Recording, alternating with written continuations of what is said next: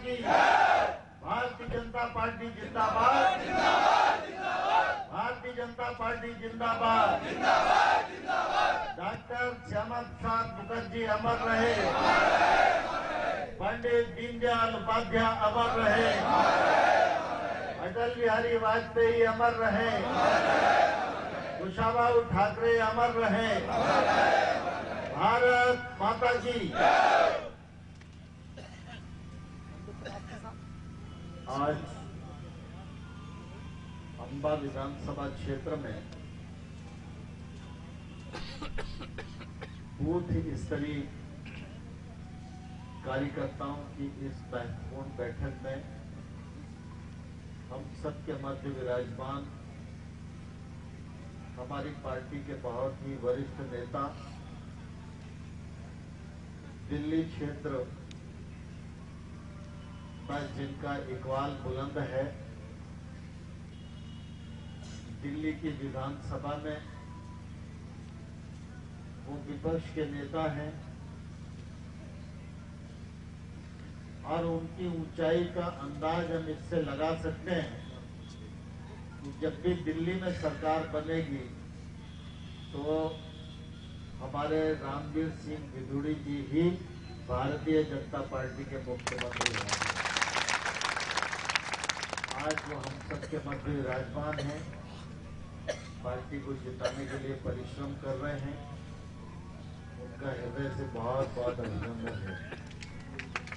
Bharatiya Janata party के अध्यक्ष doctor Yogesh पाल Gupta ji, party के हमारे वरिष्ठ नेता पूर्व मंत्री आदरणीय बंसीलाल जी, चुनाव के संयोजक आदरणीय श्रीवल्लभ चंचू, हमारे पार्टी के पूर्व जिलाध्यक्ष आदरणीय प्यारे सिंह दत्तू जी, पूर्व जिलाध्यक्ष केदार सिंह बाबू जी, हमारे परम पूज्य व्यास जी, देवेश जी, वार्षिक माथा, दर्शन जी, रामजी और हमारे सभी मंडल अध्यक्ष गजेंद्र सिंह जी, बच्चूलाल जी, खेम सिंह जी, विश्वनाथ सिंह जी, आनंद सिंह जी, मुन्ना सिंह जी, साहब सिंह जी और इस मौके पर उपस्थित सभी परिवार के कार्यकर्ता भाइयों बहनों और उपस्थित सज्जन। मुरैना जिले में जौरा को छोड़कर सभी जिलों की इस प्रकार की बैठकें संपन्न हुई हैं और मुझे प्रसन्नता है कि आज अष्टमी का दिन है और हम सब नवरात्रि में दुर्गा जी की पूजा करते हैं, लेकिन ऐसी परिस्थिति में भी अंबा क्षेत्र में बूथ अध्यक्षों की जो उपस्थिति है उसके लिए मैं मंडल अध्यक्षों को और उनकी पूरी टीम को बहुत बहुत बधाई देता हूं, बहुत बहुत शुभकामनाएं देता हूं। लेकिन साथ ही एक आग्रह करना चाहता हूं कि हम राजनीतिक क्षेत्र में काम करने वाले कार्यकर्ता हैं। राजनीति में कोई भी पद छोटा नहीं होता। राजनीति का सिलसिला ऐसा है कि छोटे पद से आदमी काम शुरू करे और उसको निभाने में सफल रहे तो वो किसी भी बड़े से बड़े पद पर भारतीय जनता पार्टी में पहुंच सकता है। बूथ अध्यक्ष तो बड़ी मात्रा में उपस्थित थे, थोड़े महामंत्रियों में कमजोरी थी, BLA 2 में थोड़ी और कमजोरी थी। मुझे ऐसा लगता है कि कहीं ना कहीं ये पद छोटा है बड़ा है, इसके महत्व को जताने में हम लोग सफल नहीं हुए। विदुड़ी जी, ये मेरा क्षेत्र है, मैं इसी क्षेत्र की तहसील का रहने वाला हूँ और मैं यह बूथ स्तर के कार्यकर्ताओं को बताना चाहता हूँ कि मैं जब पार्टी का काम शुरू हुआ तो 1974 में जनसंघ था, भारतीय जनता पार्टी नहीं, और जनसंघ की युवा शाखा भारतीय युवा संघ होती थी, जो आज भारतीय जनता दल है। तो मैं उस समय तक किसी राजनीतिक दल के बारे में जानता नहीं था। मेरे पिताजी भी सरकारी नौकरी में थे, तो उनका भी राजनीति से कोई लेना देना नहीं। लेकिन मैं जहां रहता था उस गली में एक भारतीय जनसंघ के बहुत अच्छे और वरिष्ठ कार्यकर्ता थे, जाटव समाज के बाबूलाल पाल। तो वो ही बड़े कार्यकर्ता थे। उनके यहाँ भारतीय जनसंघ के कुछ नेता आए और उन्होंने कहा कि आपके मोहल्ले में युवा संघ का गठन करना है। तो पाल साहब की भी उम्र उस जमाने में भी 61 साल रही होगी, मैं तो बच्चे ही था। तो उन्होंने बहुत दिमाग लगाया। बाद में उन्होंने कहा कि वो बाबूजी के लड़के को बुला लो, हमारे पिताजी को बाबूजी कहते थे, तो उनको बना देते हैं। वो बहुत सक्रिय है और छात्र जीवन में काफी काम करता है। तो मुझको बुलाया और बुलाने के बाद जो है 5, 7, 8 लोग बैठे थे वहां, तो मुझको अपने वार्ड का अध्यक्ष बना दिया। छात्र आंदोलन में हम सक्रिय थे, उसके बाद इमरजेंसी लग गई। लेकिन मैं ये इसलिए कह रहा हूं कि मैं केंद्र सरकार में मंत्री हूं, मैं राष्ट्रीय महामंत्री भी रह चुका हूं, 2 बार पार्टी का अध्यक्ष रह चुका हूं, राज्य की और केंद्र की सरकार में भी मंत्री रह चुका हूं। लेकिन आज भी मैं अपने उस मोहल्ले के वार्ड क्रमांक 8 का युवा संघ का अध्यक्ष था। इस पर मुझे जितना गर्व है उतना किसी और बड़े पद पर नहीं है। और ये इसलिए है कि अगर मैं वार्ड अध्यक्ष नहीं बनता तो शायद मैं आज केंद्र का मंत्री भी नहीं होता। तो अगर मैं केंद्र का मंत्री हूं, उसमें मेरे मोहल्ले की इकाई का बहुत महत्वपूर्ण स्थान है। दूसरा एक उदाहरण देता हूं। राजनीतिक क्षेत्र में, हमारे क्षेत्र में परिवार और गांव के नाते जो जानते हैं वो अलग बात है, लेकिन राजनीतिक क्षेत्र में मेरी मित्रता सबसे पहले गजेंद्र सिंह जी, बच्चूलाल जी से और खेम सिंह भदौरिया, ये हमारी छात्र जीवन की टीम, तो इन लोगों से मेरी सबसे पहली मित्रता है। ये अखिल भारतीय विद्यार्थी परिषद का काम करते थे, मैं जनता एवं मोर्चा का काम करता था और उस समय मैं मंडल अध्यक्ष होता था। छात्र राजनीति की अलग बात है। ये मैं इसलिए बता रहा हूं कि काम करो तो कोई भी पद छोटा नहीं, लेकिन मैं अपने अनुभव से बता रहा हूं। गजेंद्र सिंह जी इस बात के साक्षी हैं। ये लोग ग्वालियर जाते थे तो भी हमको मिलने में समय लगता ही था, और आज भी जाते हैं तो मिलने में समय लगता ही है। तो जब हम मंडल अध्यक्ष थे तब भी फुर्सत नहीं थी, और आज केंद्र सरकार में मंत्री है तब भी फुर्सत। तो अगर काम और क्षेत्र के भूगोल का अध्ययन करो तो समझ में आएगा कि बूथ का अध्यक्ष भी उतना ही जिम्मेवार है जितना जिम्मेवार हमारी पार्टी के प्रदेश अध्यक्ष बीडी शर्मा भी हैं। क्योंकि बीडी शर्मा प्रदेश अध्यक्ष होते हुए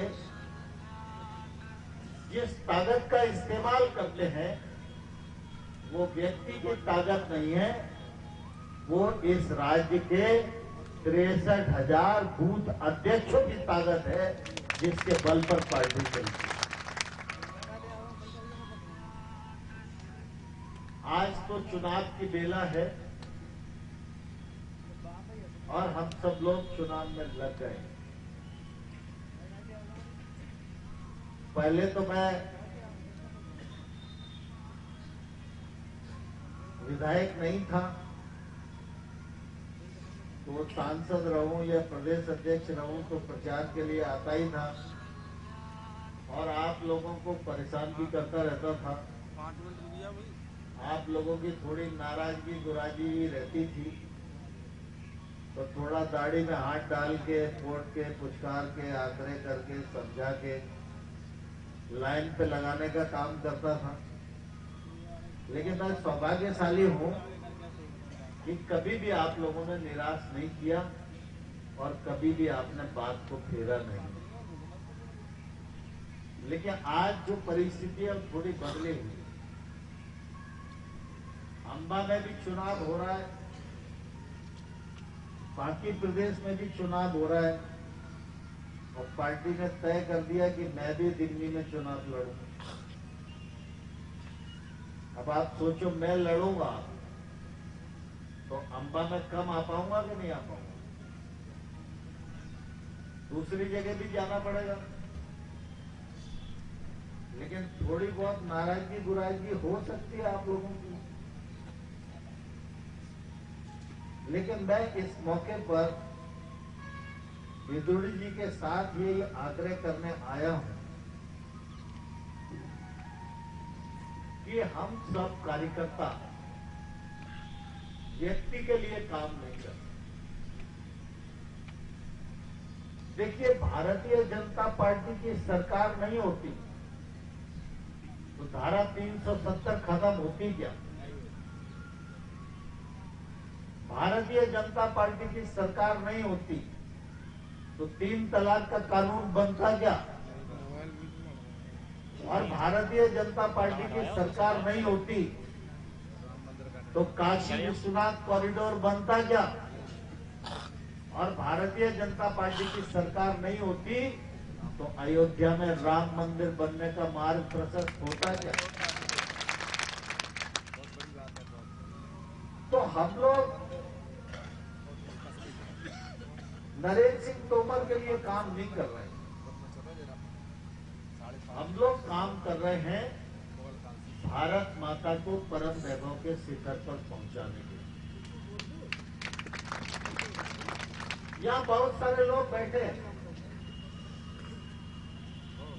सीट आरक्षित है, लंबे समय से आरक्षित है, फिर भी जो सामान्य श्रेणी की सीटें थी उनसे कई गुना ज्यादा अच्छी बूथ स्तर की बैठक अंबा में हुई। इसका मतलब ये है कि कोई विधायक बनने के लिए काम नहीं कर रहा। इसका मतलब यह है कि सब भारतीय जनता पार्टी को जिताने के लिए काम। सबकी चिंता भारतीय जनता पार्टी को जिताने की है। और आज का चुनाव साधारण चुनाव नहीं है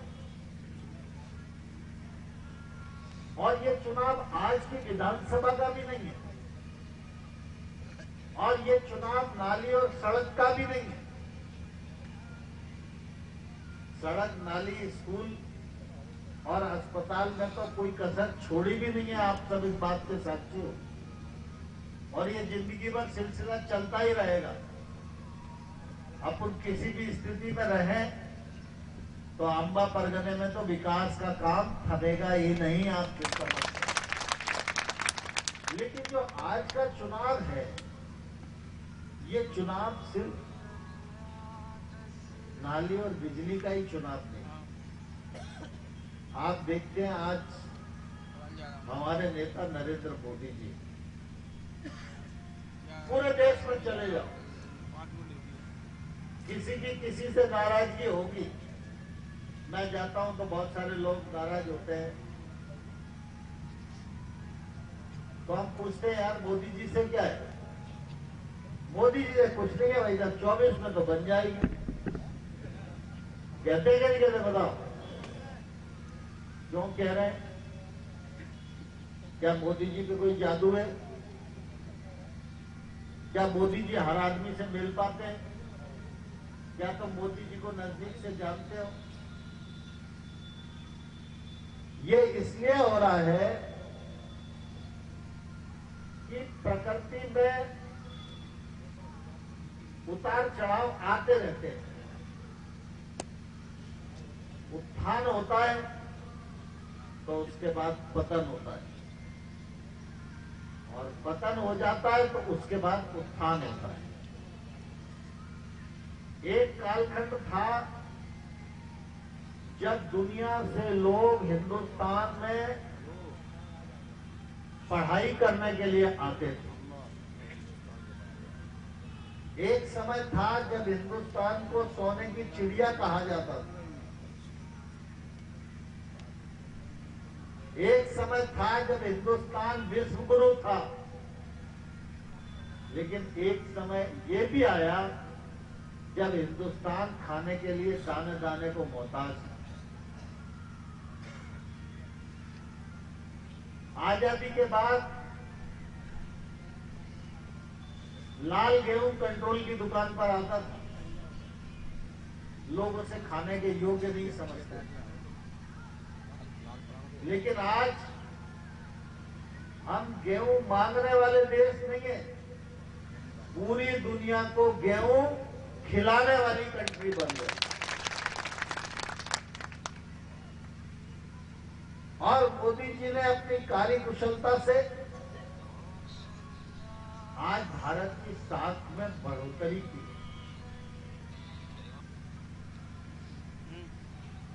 एक जमाना था जब विश्व के मंच पर हमारी गिनती नहीं होती थी, लेकिन आज दुनिया का कोई भी वैश्विक संगठन हो, हिंदुस्तान के बिना उसकी बैठक का एजेंडा तय नहीं होता। यह भारत की बढ़ती हुई ताकत का परिचायक है,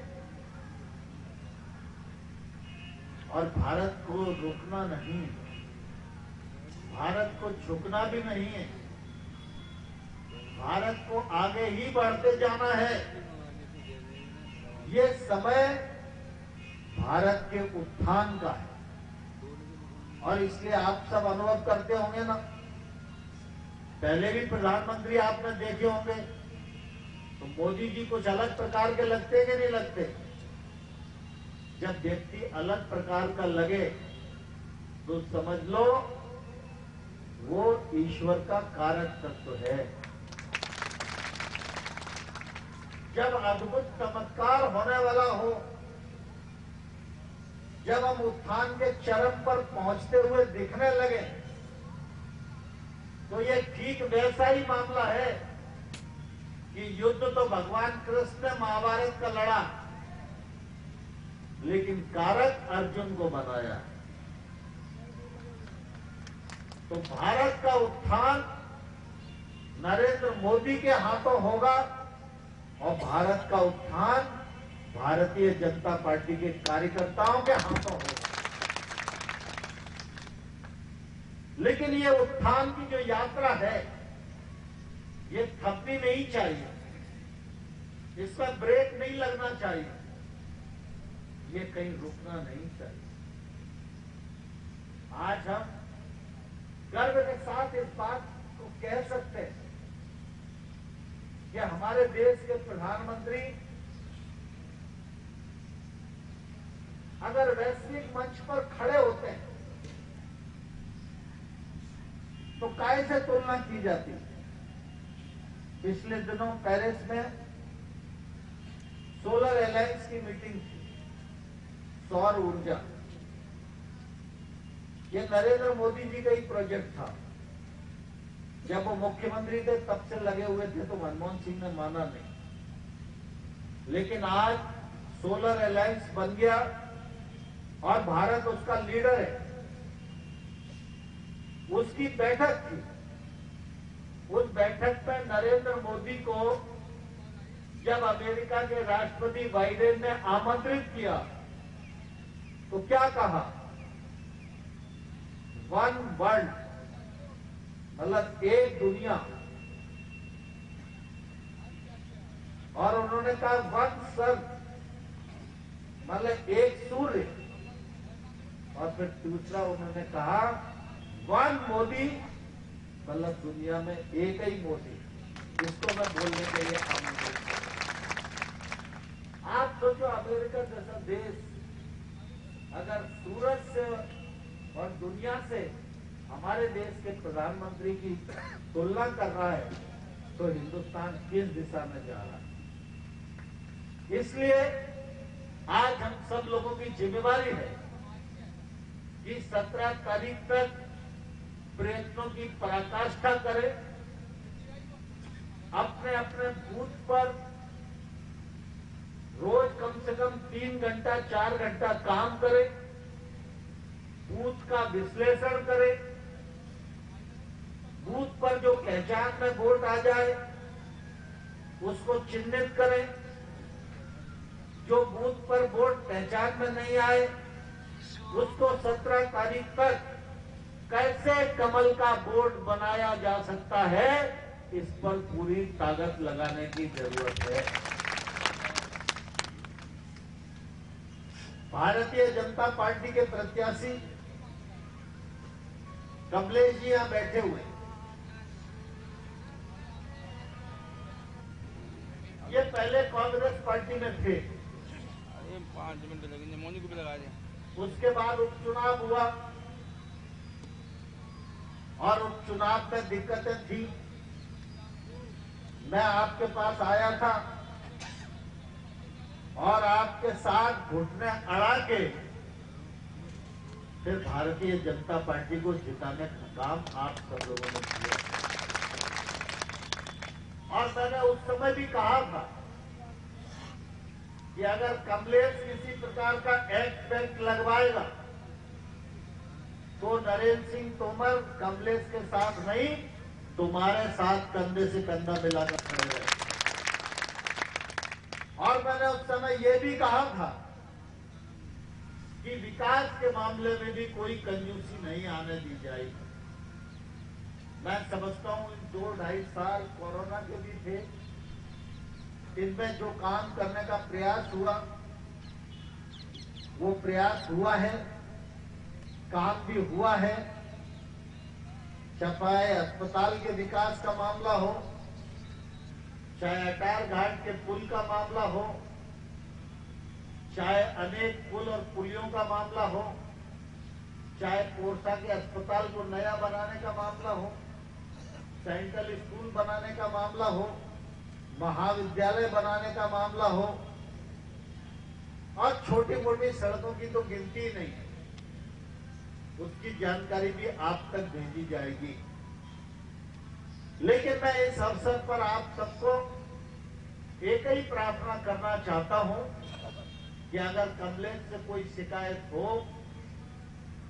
तो उसको नजरअंदाज करिए, भारतीय जनता पार्टी को देखिए, और मैं आपको विश्वास दिलाना चाहता हूं कि मैं जीवन भर आपके साथ कंधे से कंधा और कदम से कदम मिलाकर खड़ा रहा। चुनाव 17 को है, बीच में नवरात्रि और दशहरा भी है, दीपावली, गोवर्धन और भाई दूज भी आएगी, तो 5-6 दिना तो वैसे ही कम कर दो, तो मालूम नहीं पड़ेगा 17 कब आ गई। इसलिए आजकल में फार्म भरने की तिथि देख लो और सब लोग पूरी ताकत के साथ जुट जाओ। हमको आने वाले कल में यह देश पुनः विश्व गुरु भारतीय जनता पार्टी के नेतृत्व में बने, इस यज्ञ में अपनी आहुति देना है। यही बात हम सबके मन में हमेशा रहे। यही इस अवसर पर प्रार्थना मैं करने के लिए आप सबके मध्य आया। आप सब विपरीत परिस्थिति में भी इतनी बड़ी संख्या में इकट्ठा हुए, आप सबको हृदय से धन्यवाद देता हूं। तो सब लोग तैयार हैं कि नहीं भारत को विश्वगुरु बनाने के लिए? विष्णु पंडित जी हाथ उठ नहीं रहे हो काला। सब लोग तैयार हैं? कमलेश की गलती सलती सब माफ होंगी? जरा जोरदार नारा लगाओ, दोनों हाथ उठा के। हाथ उठाओ, मुट्ठी बांधो। कमलेश ने भी कांग्रेस छोड़ दी है, अब पंजे को निपटाना है पूरी ताकत से और मुक्के से ही निपटेगा।